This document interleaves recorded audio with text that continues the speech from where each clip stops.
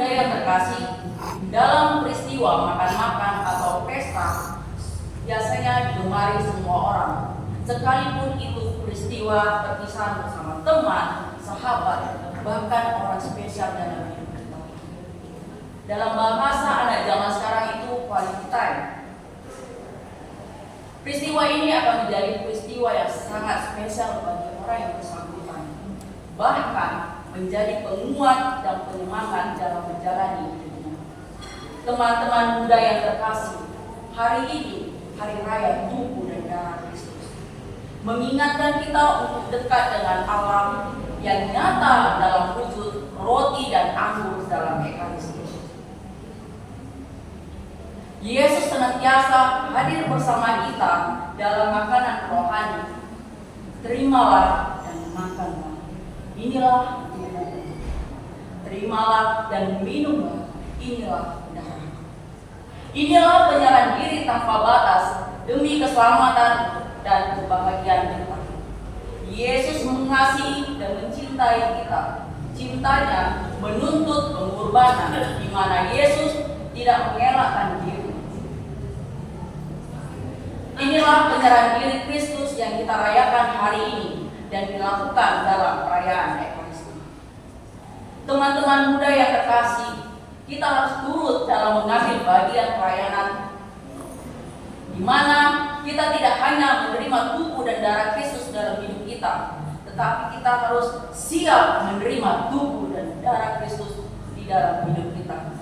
Yesus berkata, tidak ada kasih yang lebih besar dibanding kasih menyerahkan diri bagi sahabatnya. Hendaklah kamu saling mengasihi seperti aku mengasihi kamu. Perayaan Ekaristi adalah perjamuan cinta yang rela berkorban. Teman-teman muda yang terkasih, dalam kisah pergandaan yang mau menyatakan bahwa Allah memberikan kehidupan manusia lebih dengan kelimpahan, lebih dari cukup.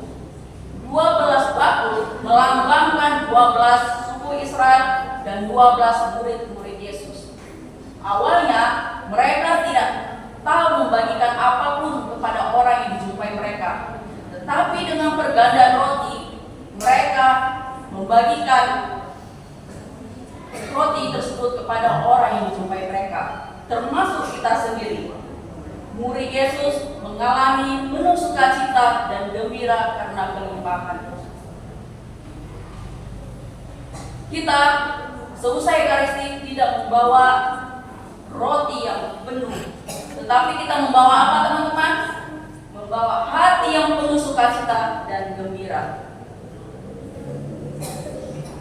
Teman-teman muda yang terkasih, saya ingin bertanya, apa nama pelindung gereja kita? Ada yang bisa menjawab? Ya, Priti, nama pelindung gereja kita? Nama pelindung gereja kita Sakramen Maha Kudus, yang menunjukkan bahwa gereja kita didedikasikan kepada Sakramen Ekaristi, yang dikenal sebagai Sakramen Maha Kudus. Gereja kita ini menjadi tempat adorasi Sakramen Maha Kudus, tempat penghormatan khusus hosti yang telah dikonsekrasikan. Teman-teman yang muda yang terkasih, gereja kita ini menjadi tempat untuk berdoa kita. Kita semakin dekat dengan Allah, kita memiliki relasi dengan Allah. Jadi, jika kita ingin dekat dengan Allah, datanglah ke gereja, ambillah bagian dalam pelayanan, sambutlah tubuh yang dalam bentuk hosti yang masuk dalam tubuh kita, dan kita akan menjadi bersatu dengan Dia. Inilah yang dihidupi oleh orang kudus kita yang bernama Beato Carlo Acutis. Dia masih sangat muda.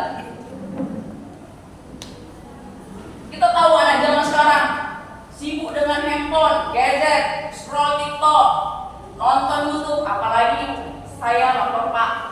Nah, Beato Carlo Acutis ini memberikan diri, tekun, memberikan tenaga dan waktu untuk datang ke gereja menyambut tubuh dan darah Kristus dalam hidupnya. sehingga ia dapat mengatakan bahwasanya Ekaristi adalah jalan tol menuju surga. Semoga dengan perayaan tubuh dan darah Kristus kita semakin dekat dengan Allah, relasi dengan Allah semakin dekat, berdoa dengan Allah, mengambil bagian dalam pelayanan, dan kita penuh sukacita. Amin.